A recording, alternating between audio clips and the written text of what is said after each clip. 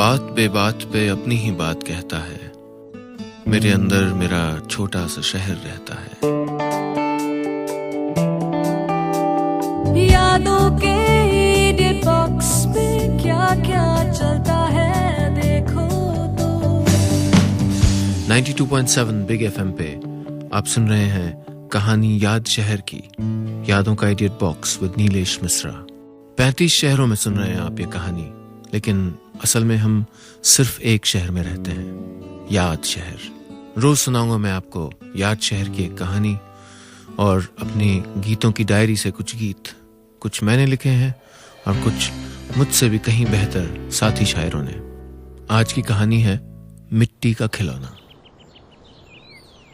याद शहर की एक सुनसान गली में एक बहुत बड़ा सेरामिक स्टोर है, कलाकृति। पुराने मोहल्लों और नए अपार्टमेंट कल्चर के शहर में एक ऐसी जगह जहां का हर कोना आने वाले को अपनी जिंदगी की अलग अलग कहानी बताता हो।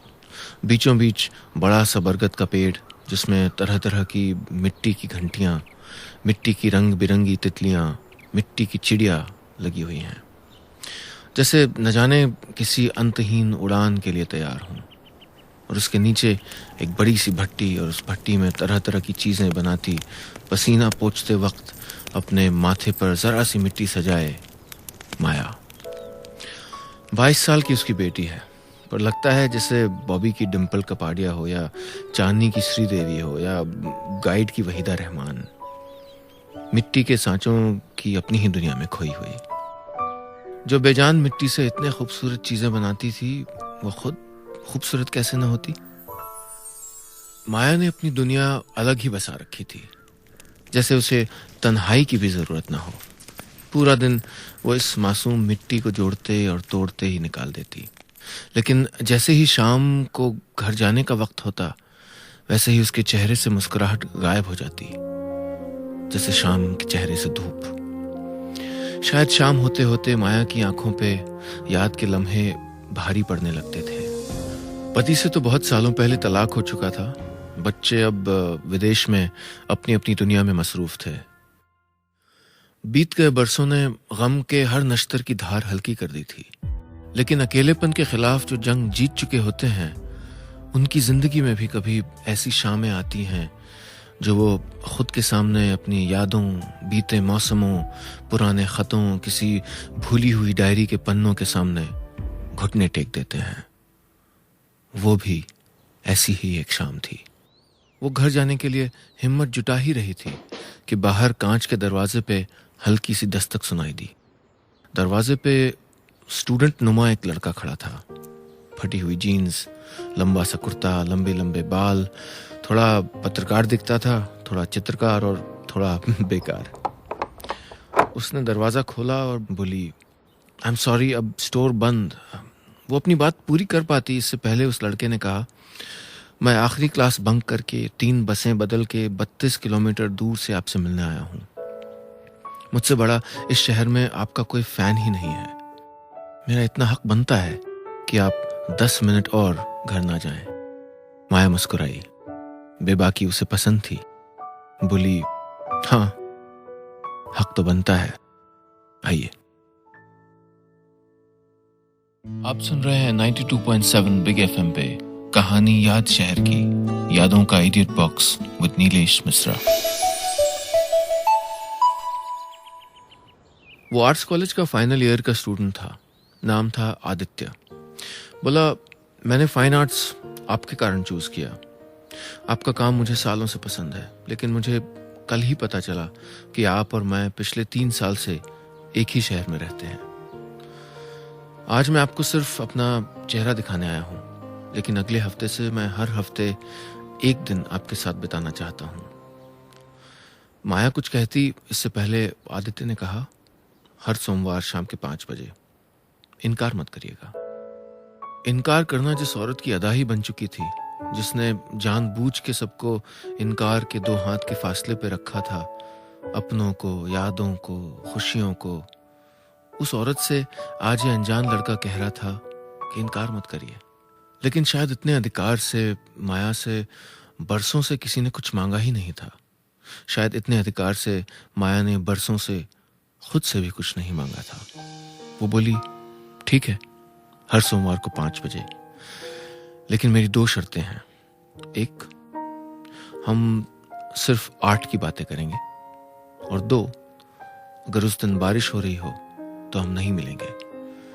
बारिश का और मेरा कुछ पर्सनल सा नाता है, उसमें किसी तीसरे की जगह नहीं है। वो बोला, ठीक है, पर मेरी भी 2 शर्तें हैं। एक, मैं आपसे उम्र में बहुत छोटा हूं, पर मेरा आपका गुरु शिष्य का नहीं, फेलो ट्रैवलर्स का रिश्ता होगा। 2, हम सिर्फ आर्ट के बारे में बात करेंगे। उसने बेबाकी से हाथ बढ़ा दिया। मैंने बताया था ना, माया को बेबाकी पसंद थी। उसने 1 सेकंड रुकने के बाद हाथ मिलाने के लिए हाथ बढ़ाया, फिर चाय ऑफर की, और फिर आदित्य चला गया। उस रात माया काफी देर तक उलझी रही। वो रोज डायरी लिखती थी, रोज कुछ भी लिखने को नहीं होता था, और आज जब लिखने को था तो शब्द बेईमानी कर रहे थे। क्या कहे वो आज की इस अजीब मुलाकात के बारे में? कौन था ये लड़का? क्या चाहता था? एक 42 साल की औरत और 26 साल के लड़के के बीच में बराबरी की दोस्ती चाहता था। इतनी हिमाकत। पर माया, तुम्हें तो हिमाकत पसंद है ना? जैसे वो डायरी के पन्ने पे बैठ के कह रहा था, तुम्हें तो बेबाकी पसंद है ना? आपसे इतनी जल्दी तुम पे आ गया। माया ने कंप्यूटर ऑन किया। फेसबुक पे 11 फ्रेंड रिक्वेस्ट थी। तन्हाई पसंद खूबसूरत माया ने सबको इग्नोर कर दिया। डायरी का पन्ना अब भी उसे देख रहा था, कह रहा था, मुझ पे कुछ लिखो। माया ने डायरी को देखा और एक हसीन जल्लाद की तरह मुस्कुराई, जैसे कह रही हो, जा, आज तू सादा ही रहेगा, तेरी यही सजा है। आप सुन रहे हैं 92.7 बिग एफएम पे कहानी याद शहर की, यादों का idiot box with Nilesh Mishra. सोमवार गुजरने चालू हो गए। हर मंडे 5 बजे आदित्य घड़ी देख के पहुंच जाता था। दोनों घंटों आर्ट की बातें करते। वो उसे अपनी बनाई हुई मूर्तियां, छोटे छोटे मिनिएचर्स और हवा में तैरती मिट्टी की चिड़ियाएं दिखाती। कभी आदित्य गीली मिट्टी में हाथ सान के कुछ खूबसूरत सा बना के उसे सरप्राइज कर देता। कभी वो एक दूसरे की तारीफ करते, कभी वो बहस कर बैठता कि नहीं, इसको तो ऐसे बनाना चाहिए था। फिर हंस पड़ते पुराने दोस्तों की तरह। 4 महीने बीत गए। 16 सोमवार। ये 16 सोमवार का कॉन्सेप्ट बड़ा मजेदार होता है। लड़कियां जब शादी के बाजार में कदम रखती हैं तो माएँ 2020 क्रिकेट मैच की तरह उन्हें 16 सोमवारों का नुस्खा बता देती हैं। 16 सोमवार व्रत रखो और अच्छा पति पाओ। जैसे नूडल के पैकेट में से एक एक स्टिकर जोड़ के 16 स्टिकर जमा करो और बदले में एक खिलौना पाओ। जब वो कॉलेज में थी तो माया ने भी इसी तरह एक खिलौना पाने के लिए 16 सोमवार के 16 स्टिकर जमा किए थे। भगवान का दफ्तर उन दिनों काफी चुस्ती से चल रहा था। 16 सोमवार के कुछ सोमवार बाद माया को उसके स्टिकर वाला खिलौना मिल गया था। अमर सिंह राठौर, किसी भयंकर घराने का कोई भयंकर आदमी। और जल्द ही माया को पता चला कि 16 स्टिकर्स के बदले जो खिलौना मिला था वो तो वो खुद थी। सुना है उनके यहाँ औरतों पे हाथ उठाना बैडमिंटन की प्रैक्टिस की तरह था। हर दूसरे तीसरे दिन होती थी। अपनी फाइन आर्ट्स का गोल्ड मेडल कहीं बड़े से संदूक में बंद करके लंबा सा घूंघट काढ़े एक हवेली में खाली कमरे में सोचा करती थी कि क्या इस जिंदगी के लिए मैंने अपनी जिंदगी छोड़ दी? ये मिट्टी के कपलेट तो हमारे गांव का कुम्हार भी बना लेता है। इसके लिए इतनी लंबी चौड़ी डिग्री की क्या जरूरत थी? यही कहा था उसने। क्या सोच रही हैं आप आज? आदित्य बोला। माया चौंक पड़ी। माया के ख्याल उस दिन कैद में एक तितली की तरह किसी पुरानी यादों की हवेली में भटक रहे थे। आदित्य ने कहा, मैं आपके लिए कुछ लाया हूं। उसने पैकेट से अखबार फाड़ा और हाथों से बनाया हुआ तोहफा सामने मेज पे रखा। 6 खूबसूरत मिट्टी के कप प्लेट। आप सुन रहे हैं 92.7 बिग एफएम पे कहानी याद शहर की, यादों का idiot box with Nilesh Mishra. हफ्ते गुजरते गए। हर सोमवार का पड़ाव अपने साथ कुछ नया लेके आता था। हर रोज माया को आदित्य के बारे में कुछ नया पता चलता था। यह 26 साल का लड़का उसके लिए धीरे धीरे एक हसीन पहेली बनता जा रहा था।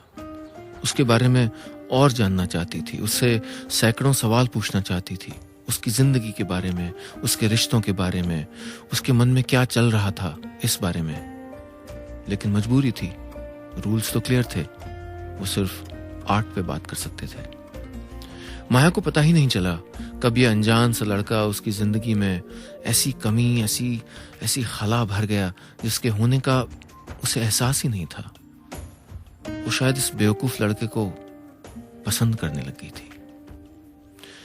उनके बीच का उम्र का अंतर एक बड़े से साइन बोर्ड की तरह उसके सामने आके खड़ा हो जाता था। वो छेड़ने के अंदाज में खुद को आईने में देख के गाने लग जाती, ना उम्र की सीमा हो, ना जन्म का हो बंधन। एक सोमवार 5 से 5:15 बज गए, फिर 5:40, फिर 6:30। आदित्य नहीं आया। माया अपनी वर्कशॉप में अकेली बैठी रही, जैसे खुद भी वैसा ही बुत बन गई हो जैसा वो कितनी खूबसूरती से तराश लेती थी। आज जैसे मिट्टी की चिड़ियाओं ने उड़ना बंद कर दिया था, घोड़ों ने दौड़ना रोक दिया था और मिट्टी के छोटे छोटे हाथियों ने अपने छोटे छोटे कदम रोक लिए थे। हर एक लम्हा माया की आंखों में एक कंकड़ बन के चुभ रहा था। पता ही नहीं चला कब वो कंकड़ आंसू के कतरे बन गए और उसकी आंखों से चल निकले। माया ने अचानक महसूस किया कि ये एक अलमस्त आदमी जो 4 महीने पहले उसके कांच के दरवाजे पे 10 मिनट के लिए मिलने की मोहलत मांग रहा था, उससे आज कितने गहरे इंतजार का नाता जुड़ गया था। वो माया जिसको कभी किसी की जरूरत नहीं थी, वो अपने दिन को, अपने उस लम्हे को, शायद खुद को उसके बिना अधूरा महसूस कर रही थी। पर वो कहाँ था? माया के चारों तरफ सिर्फ सन्नाटा था। अचानक उस सन्नाटे में फोन की घंटी बजी। आप सुन रहे हैं 92.7 बिग एफएम पे कहानी याद शहर की, यादों का idiot box with Nilesh Mishra.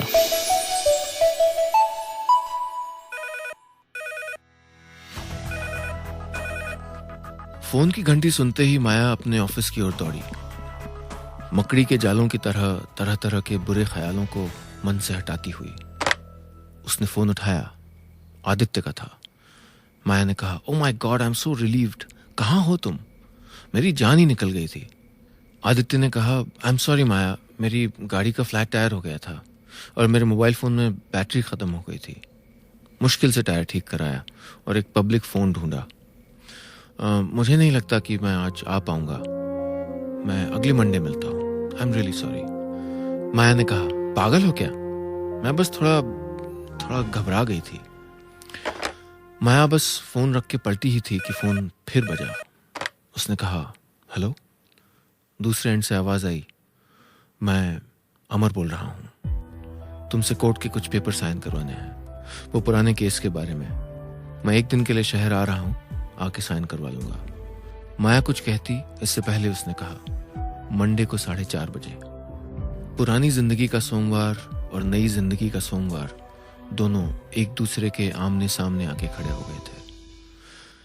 अगले सोमवार 4:25 पे एक लंबी सी गाड़ी वर्कशॉप के दरवाजे पे रुकी। कुछ पल बाद कांच के दरवाजे पे अमर सिंह राठौर का वही चेहरा था जिसे कई साल पहले माया ने आखिरी बार अलविदा कहा था। भयंकर खानदान का भयंकर आदमी, पर शेर भी कभी बूढ़े होते हैं। अमर सिंह राठौर कागजों पे दस्तखत कराने नहीं, इतने सालों बाद माफी मांगने आया था।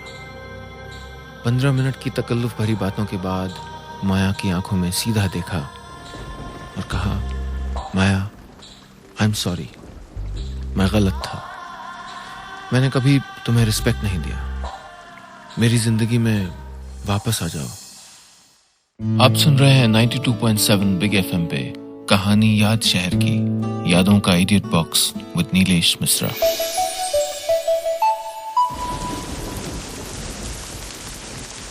उस दिन बारिश हो रही थी। पेड़, पत्तियां, मिट्टी के खिलौने सब धुल के नए हो गए थे। एक खूबसूरत लाल साड़ी पहने हुए माया अपने कोर्टयार्ड में खड़ी बारिश को देख रही थी। शायद वो भी नया होना चाहती थी, जैसे कोई पहुंचा हुआ कारीगर किसी सफेद रंग की दीवार पे कांच के सितारे धीरे धीरे जड़ रहा हो। वैसे ही माया के सामने अपनी जिंदगी के भूले हुए लम्हे एक कलाइडोस्कोप की तरह एक के बाद एक नजर आ रहे थे।